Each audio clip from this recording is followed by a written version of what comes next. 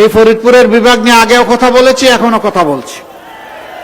ইনশাআল্লাহ ইনশাআল্লাহ বিইজনিল্লাহ আল্লাহ তাআলার ইচ্ছা এবং সাহায্যে আমরা যদি আগামী নির্বাচনের মধ্য দিয়ে এই দেশের জনগণের সেবা করার সুযোগ পাই, কথা দিয়ে যাচ্ছে ফরিদপুর নামেই বিভাগ হবে ইনশাআল্লাহ,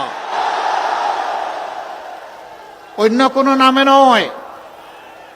বাংলাদেশে এ পর্যন্ত যে কয়টি বিভাগ আছে নির্দিষ্ট সুনির্দিষ্ট জায়গার নামে হয়েছে। এইটা নিয়ে ছলচাতুরি করার কোনো দরকার ছিল না। এটা নেহায়েত এক ধরনের জিদি মানসিকতার থেকে এটাকে পিছিয়ে রাখা হয়েছিল। ইনশাআল্লাহ এই কালো অধ্যায়ের অবসান হবে।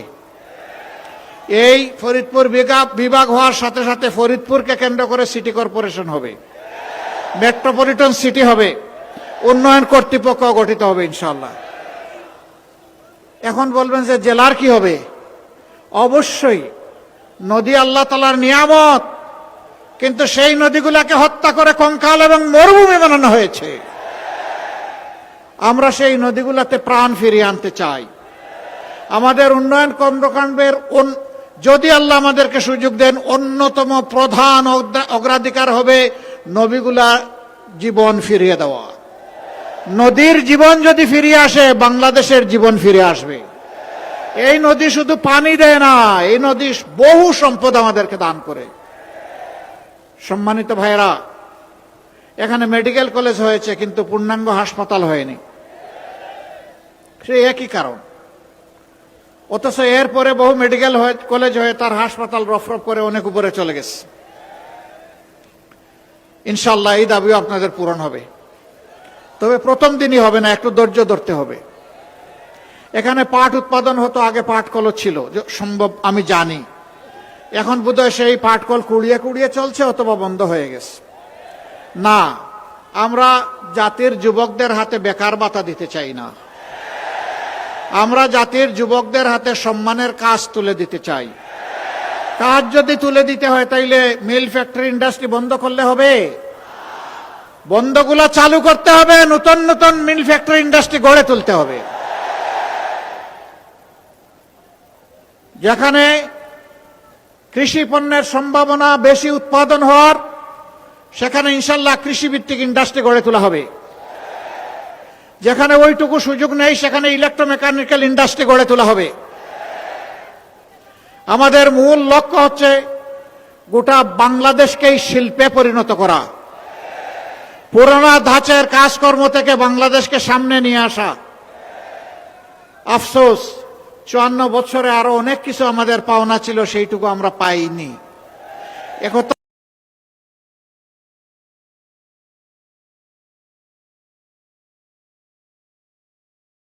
আমি বলবো না যে কিছুই হয়নি, হয়েছে, কিন্তু তার চাইতে 7 গুণ বেশি হওয়া সম্ভব ছিল। বাংলাদেশের 1 কিলোমিটার রাস্তা বিগত সরকার আমলে তৈরি করতে, মেরামত করতে যে পরিমাণ খরচ হয়েছে, চীনের মতো দেশ, ভারতের মতো দেশ তাদের তার চাইতে 7 ভাগের 1 ভাগ অর্থ দিয়ে তারা সেই রাস্তা তৈরি করে। এ রাস্তার টাকা কোথায় গেল? কার? জনগণ যাদেরকে সরকারি দায়িত্ব দিবে সরকার হিসাবে, তাদের দায়িত্ব হবে ওদের পেটের ভিতরে হাত ঢুকে সেইগুলা বের করে নিয়ে আসা। এই টাকাগুলো সাধারণ জনগণের টাকা, 18 কোটি মানুষের টাকা, আজকে জন্ম নেওয়া শিশুর টাকা, রাস্তার পাশে দাঁড়িয়ে যে ভাই কিংবা বোন ভিক্ষা করে তারও টাকা। এরা সকলের টাকা মেরে এগুলা বিদেশে পাচার করেছে। আল্লাহ আমাদেরকে সাহায্য করলে, শক্তি দিলে, যেভাবে বলছি সেভাবেই ফিরিয়ে আনবো ইনশাআল্লাহ। এই টাকা এনে কোনো নেতা নেত্রীর পকেটে ঢুকবে না। এই টাকা যাবে রাষ্ট্রীয় তহবিলে। সেই তহবিল থেকে ইনসাফ ভিত্তিক যেই এলাকা যত পাওনা থেকে বঞ্চিত হয়েছে, আগে ওইটা দিয়ে উন্নয়ন শুরু হবে ইনশাআল্লাহ। কোনো মামু খালুর কোনো টেলিফোন আমরা পরোয়া করব না, কোনো নেতা নেত্রীর মুখও দেখব না। কোথায় প্রধানমন্ত্রীর বাড়ি আর কোথায় প্রেসিডেন্টের বাড়ি, এটা আমাদের বিবেচ্য বিষয় হবে না। আমাদের বিবেচ্য বিষয় হবে ইনসাফের ভিত্তিতে বাংলাদেশকে সাজানো। ইনশাআল্লাহ তাআলা লাজিম কথা দিয়ে যাচ্ছি, ফরিদপুরের প্রতি আমরা বেইনসাফি করব না। আপনারা শুধু আমাদের জন্য দোয়া করবেন। অতীতে যেমন ওয়াদা পালনের চেষ্টা আমরা করেছি, যেমন জনগণের সুখে এবং দুঃখে পাশে থাকার চেষ্টা করেছি। আল্লাহ বাঁচিয়ে রাখলে আগামী দিনগুলোতেও যেন সেইভাবে দায়িত্ব পালন করতে পারি। প্রিয় ভাইয়েরা, এখানে জেলা আমির বলেছেন, আমার বন্ধু সংগঠন বিএনপির প্রধান তিনি কিছু কথা এখানে বলে গিয়েছেন। আমি আপনাদেরকে সুসংবাদ দিচ্ছি, আজন্ম আমি আল্লাহর কাছে ক্ষমা চাই, আর আজন্ম যারা আমাকে কষ্ট দেয় আমি তাদেরকে মাফ করে দেই। আপনাদেরকে সাক্ষী রেখে আমি সবাইকে মাফ করে দিলাম। যারাই আমার চরিত্রের উপর আঘাত এনেছেন আল্লাহ তাআলা তাদেরকে ক্ষমা করে দিন। আমি যেহেতু ক্ষমা করে দিচ্ছি, আমি আশা করি আমার আল্লাহ তাদেরকে ক্ষমা করে দেবেন। আমি আল্লাহর ক্ষমা পাইতে চাই। মানুষ হিসাবে আমিও ভুলের ঊর্ধ্বে নই। আমি ভুল করলে আমি যেমন প্রত্যাশা করি যে আমার একজন ভাই কিংবা বোন আমাকে ক্ষমা করবে, স্বাভাবিকভাবে আমারও দায়িত্ব হয়ে যায় আমার প্রতি কেউ অবিচার করলে তাকেও ক্ষমা করে দেওয়া। আমাদের এই জায়গা থেকে জেদ মেটানো এটা মানায় না, আর আমার রক্তের সাথে এটা যায়ও না।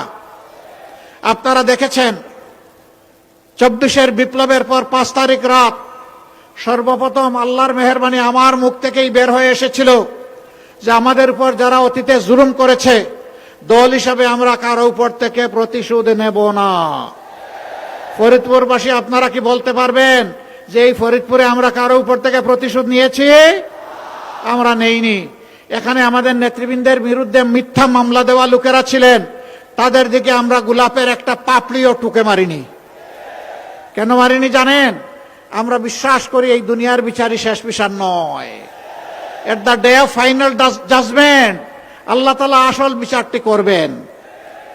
হ্যাঁ, একথাও বলেছিলাম যে ক্ষতিগ্রস্ত ব্যক্তি এবং পরিবার তারা যদি প্রতিকার চেয়ে আইনের আশ্রয় নেয়, আমরা তাদেরকে সর্বাত্মক সহযোগিতা দেব। কিন্তু সাথে সাথে এটাও সাবধান করে দিয়েছিলাম, সাবধান, মামলা টুকতে গিয়ে একটা নিরীহ নিরপরাধ মানুষের নাম ঢুকানো যাবে না।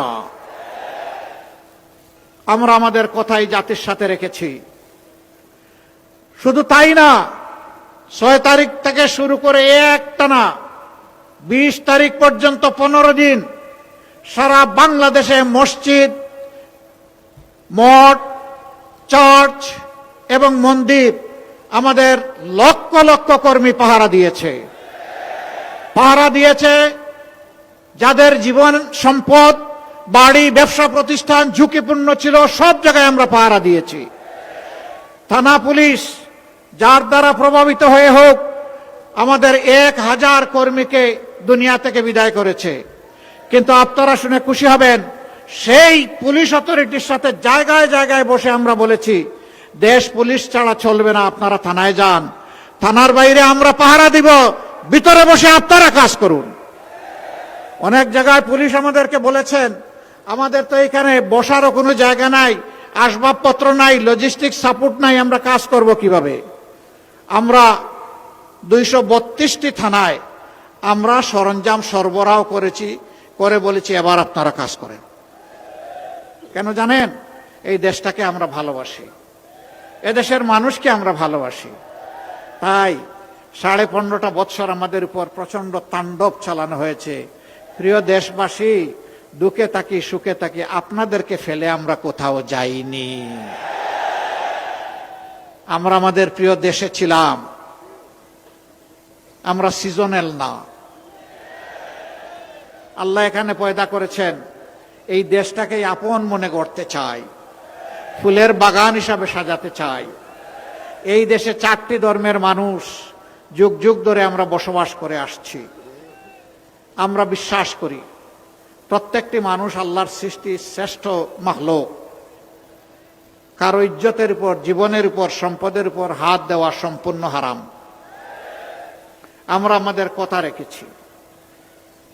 স্বাধীনতার 54 বছরে অনেকেই এখানে বড় হয়েছেন, কেউ বলতে পারবেন না কোনো একজন অন্য ধর্মের মানুষের জীবন, সম্পদ, ইজ্জতের উপর আমরা হাত দিয়েছি, কেউ বলতে পারবেন না।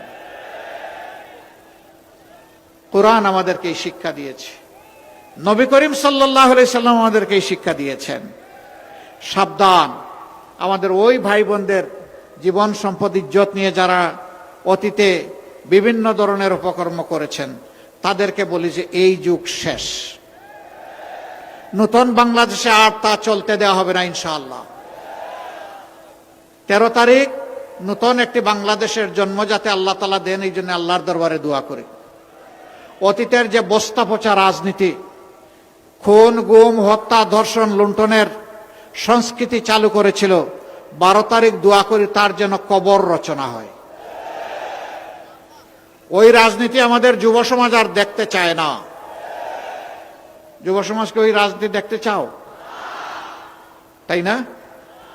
তাহলে নতুন রাজনীতি চাও? নতুন রাজনীতির সের ভার বইতে পারবা? আমরা সেই ভারটা তোমাদের ঘাড়ে তুলে দিতে চাই। এই বাংলাদেশ তোমাদের হাতে তুলে দিতে চাই। তোমরা প্রস্তুত?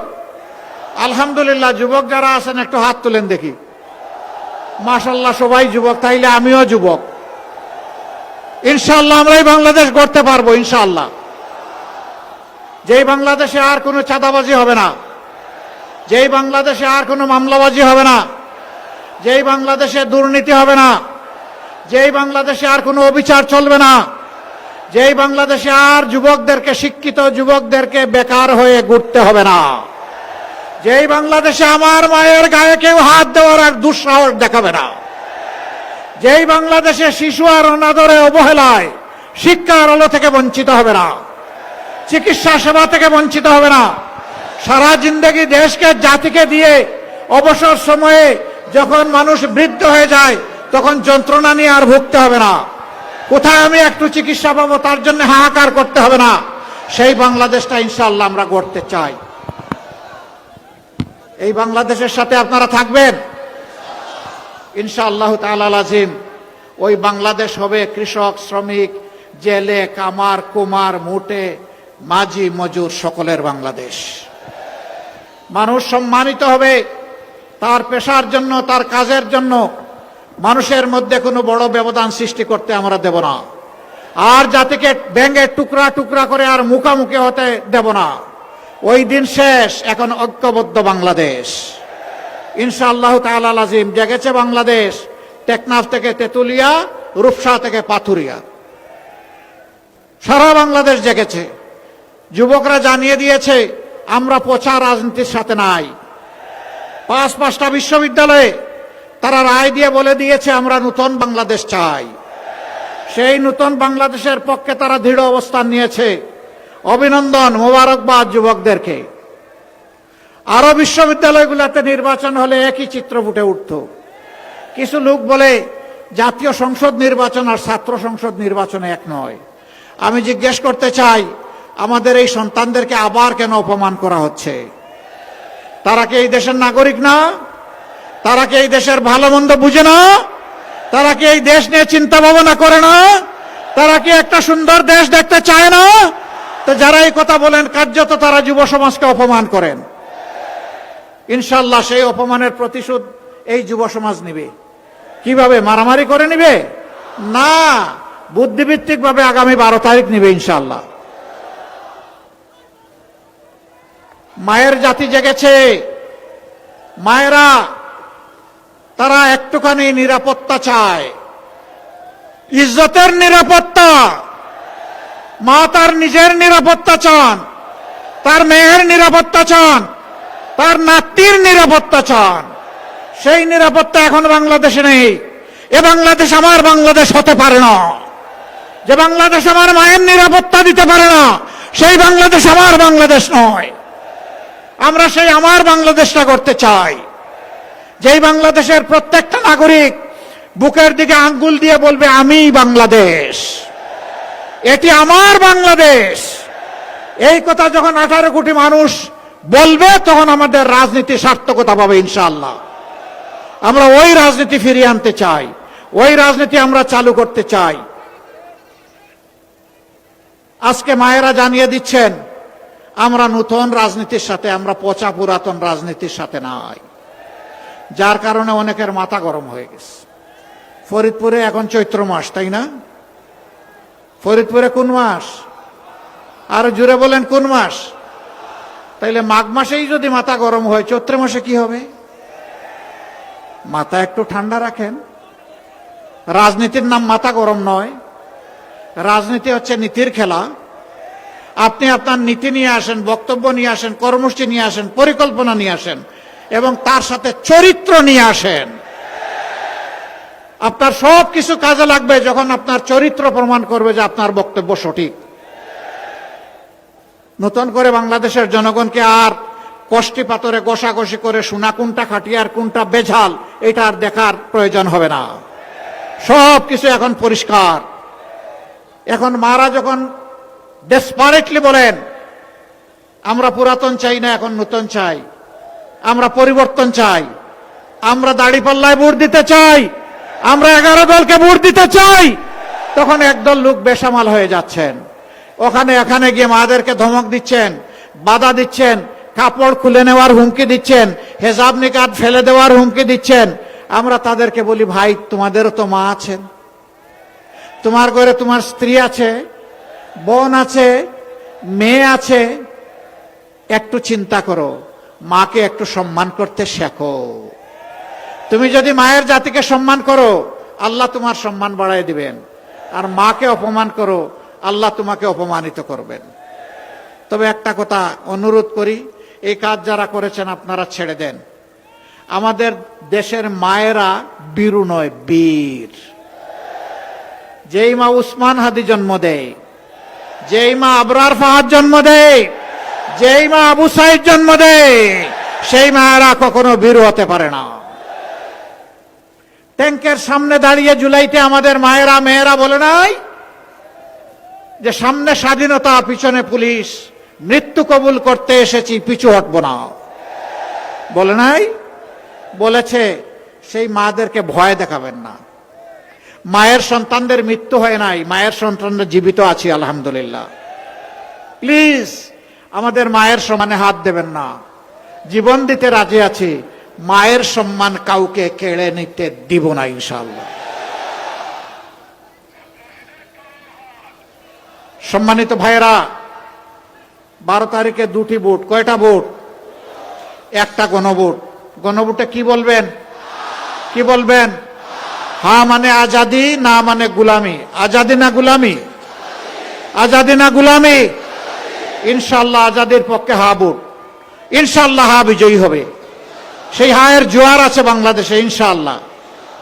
দ্বিতীয় ভোটটি হচ্ছে, এই যে আজাদিকে সংরক্ষণ করার জন্য সেই আজাদিওয়ালা দল লাগবে যারা, বা একটা গ্রুপ লাগবে যারা এই দেশটা ইনসাফের ভিত্তিতে চালাবে।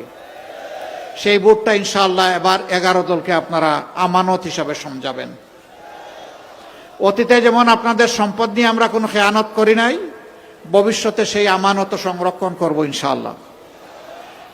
আমাদের নির্বাচিত প্রতিনিধিরা আল্লাহর হুকুমে যদি নির্বাচিত হন, প্রতি বছর নিজের এবং পরিবারের প্রত্যেকটি সদস্যের আয় ব্যয়ের হিসাব জাতির সামনে পেশ করতে বাধ্য থাকবেন। আমরা কাউকে ছাড় দিয়ে কথা বলবো না। আমাদের শহীদরা আমাদের গাড়ে পবিত্র রক্তের আমানত রেখে গেছেন, সেই আমানতের সাথে আমরা বেঈমানি করতে পারবো না। তাদেরকে সম্মান জানাতে হবে সততা, দক্ষতার সাথে এই দেশের মানুষের খেদমত এবং সেবা করার মাধ্যমে। ইনশাআল্লাহ আমরা বিশ্বাস করি চাঁদাবাজি, দুর্নীতি যদি বন্ধ হয়ে যায় তাহলে আল্লাহর মেহেরবানিতে দেশের মানুষের জীবনে শান্তি এবং নিরাপত্তা নেমে আসবে। সম্মানিত ভাইরা, তাহলে ওই ভোটটা যেখানে 11 দলের যে মার্কা দেওয়া হয়েছে, এইটাই আমাদের 11 দলের মার্কা, এটাই 18 কোটি মানুষের মার্কা। আমরা কোনো দলীয় সরকার কায়েম করতে চাচ্ছি না। আমি বলেছি, আবার বলছি, আমি জামাতে ইসলামীর বিজয় চাই না, আমি 18 কোটি মানুষের বিজয় চাই। সেই বিজয় অর্জিত না হওয়া পর্যন্ত আমাদের লড়াই চলতে থাকবে ইনশাআল্লাহ। মহান আল্লাহ আমাদেরকে সাহায্য করুন। আমরা থামবো না, আমরা চলতেই থাকবো ইনশাআল্লাহ। যেই বাংলাদেশে আর অপকর্ম করতে কাউকে দেওয়া হবে না, দেওয়ার অপকর্ম করার কোনো সুযোগ থাকবে না ইনশাআল্লাহ।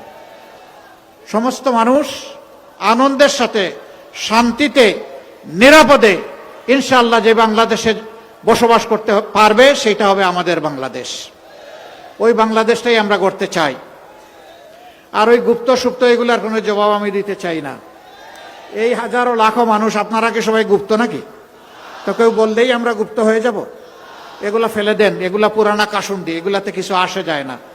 যারা বলেছেন যান, এইটাও তাদেরকে মাফ করে দিলাম, যান, এটাও রাখলাম না। কে লড়েছে অন্যায় অসত্যের বিরুদ্ধে, কে জীবন দিয়েছে, কে হাসতে হাসতে ফাঁসির কাস্টে গিয়েছে, এদেশের জনগণ তার সাক্ষী। নতুন করে কোনো প্রমাণ দেওয়ার আমাদের দরকার নাই, আল্লাহর মেহেরবানি প্রমাণিত। আল্লাহ যেন ভবিষ্যতে হকের উপর মজবুতভাবে আমাদেরকে দাঁড়িয়ে থাকার তৌফিক দান করেন। এবার আমি ইনসাফের প্রতীক দাঁড়িপাল্লা দিয়ে শুরু করছি। ফরিদপুর 1 আসন। আমি ঘোষণা দিয়ে দিই। হ্যাঁ, আমি ঘোষণা দিয়ে দিই। না, ঘোষণা দেওয়া লাগবে না। ফরিদপুর 1 আসনে কে?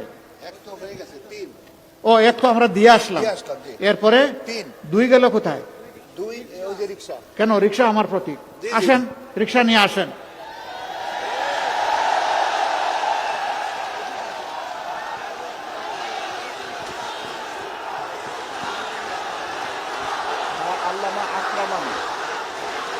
ডান দিকে আসেন, আমরা ডানপন্থী তো, ডান দিকে আসেন। আলহামদুলিল্লাহ, মাশাআল্লাহ। হযরত মাওলানা আকরাম আলী সাহেব, চিনেন উনাকে? কি নুরানি চেহারা, হাজার উস্তাদের উস্তাদ, ভালো লাগে দেখতে। এই ভালো মানুষটাকেই আমরা দিয়েছি আপনাদের সামনে। আপনারা তার সাথে আছেন।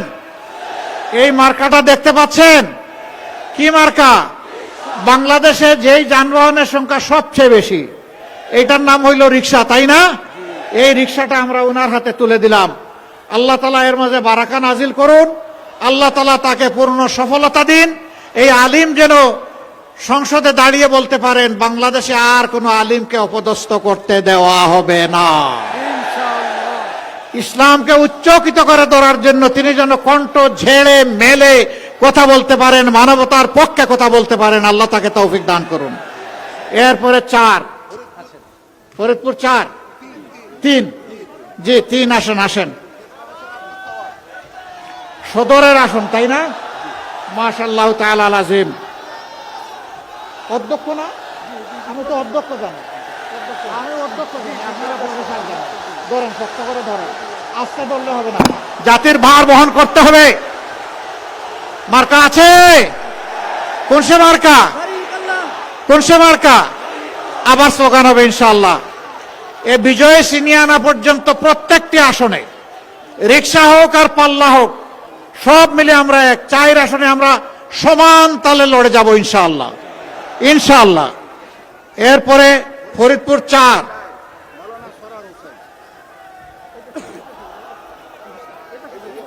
আসেন, ডান দিকে আসেন, ধরেন, শক্ত করে ধরেন, এই জায়গায় ধরেন, আমি যেখানে ধরছি। জনাব মৌলানা সরওয়ার হোসেন, চিনেন উনাকে? আলহামদুলিল্লাহ। মার্কা আছে? কোন সে মার্কা? কোন সে মার্কা? আবার হবে ইনশাআল্লাহ। এরপরে রাজবাড়ি কত? 2 নাকি? 2 জনই আসেন, আসেন। হ্যাঁ, আসেন, আসেন, আসেন, আসেন। রাজবাড়ি 1, আসেন। আপনি ধরেন, শক্ত করে ধরেন, এই জায়গায় ধরেন। মাশাআল্লাহ, ঠিক আছে। মার্কা আছে? কোথায়? বলেন, রাজবাড়িতে। কোথায়? ইনশাআল্লাহ পাল্লার জয় হবে ইনশাআল্লাহ, ইনশাআল্লাহ। অ্যাডভোকেট নুরুল ইসলাম সাহেব, আপনাদের আবার জামাই কিন্তু উনি। অনেক সময় ছেলের চাইতে মানুষ জামাইকে বেশি ভালোবাসে না? জামাইয়ের জন্য সবাই ভালো করে দোয়া করে দিবেন ইনশাআল্লাহ। জি। এরপরে রাজবাড়ি 2, মাশাআল্লাহ। মার্কা দেখতে পাচ্ছেন? কি মার্কা? আরো জুড়ে, জুড়ে সুরে ইনশাআল্লাহ 12 তারিখ জিতে যাবে শাপলাকলি, মাশাআল্লাহ। এবার আমরা দাড়িপাল্লার পক্ষে একটু, যেহেতু এখানে 3টা প্রতীক আমরা হাতে দিয়েছি, তাদের পক্ষে। ও, মাদারীপুর আসছে? আচ্ছা, মাশাআল্লাহ, আসেন। হ্যাঁ, এটা মাদারীপুর কত? 3। মাদারীপুর 3, জনাব রফিকুল ইসলাম, তার হাতে আমরা ইনসাফের প্রতীক দাড়িপাল্লা তুলে দিলাম। তার জন্য দোয়া করবেন, আল্লাহ যেন তাকে সেখানে মর্যাদার সাথে সাফল্য এবং বিজয় দান করেন। এরপরে আর কেউ আছেন? আর নাই? এতটুকু? মাশাআল্লাহ। এবার আসেন, আওয়াজ তুলি। ভাই, প্রতীক আছে? কোন সে প্রতীক? আরো জুড়ে, জুড়ে সুরে আরেকবার ইনশাআল্লাহ আকাশ বাতাস কাঁপিয়ে দাও। 12 তারিখ সারাদিন সকাল সন্ধ্যা ইনশাআল্লাহ বিজয় হবে, বিজয় মালা। মাশাআল্লাহ তাআলা আজিম। এবার বিদায়ের পালা। লিল্লাহি তাকবীর, লিল্লাহি তাকবীর। ইনকিলাব, ইনকিলাব, জিন্দাবাদ, জিন্দাবাদ, ইনকিলাব জিন্দাবাদ। ইনশাআল্লাহ 12 তারিখের বিজয় আল্লাহ তাআলা আমাদেরকে দান করুন। একটা ভোট, একটা সিট, সবগুলাই গুরুত্বপূর্ণ। তার পাহারাদারি করবেন, বিজয় হাতে নিয়ে ইনশাআল্লাহ আল্লাহর ইচ্ছা করে ফিরবেন। তারপরে ভালো করে উজু করে 2 রাকাত নামাজ, 4টা সিজদা, বিজা চোখ, আল্লাহর দরবারে শুকরিয়া আদায়। আল্লাহ হাফেজ। বাংলাদেশ জিন্দাবাদ। আসসালামু আলাইকুম ওয়া রাহমাতুল্লাহ। প্রবাসীদের জন্য নির্মাণ হচ্ছে দেশের প্রথম স্মার্ট সিটি, যেখানে থাকছে স্কুল, মসজিদ, হাসপাতাল, সুইমিং পুল, হেলিপ্যাড, পাঠাগার, জিম, সুপারমার্কেট, শিশু পার্ক সহ সকল নাগরিক সুবিধা। মাত্র 30 লাখ টাকা বিনিয়োগে মিলছে আকর্ষণীয় ফ্ল্যাট। প্লাটিনাম ইনভেস্টরদের জন্য ঢাকা বিমানবন্দরে ভিআইপি প্রোটোকল সুবিধা। বিস্তারিত জানতে যোগাযোগ করুন স্ক্রিনে দেয়া হোয়াটসঅ্যাপ অথবা ইমো নাম্বারে।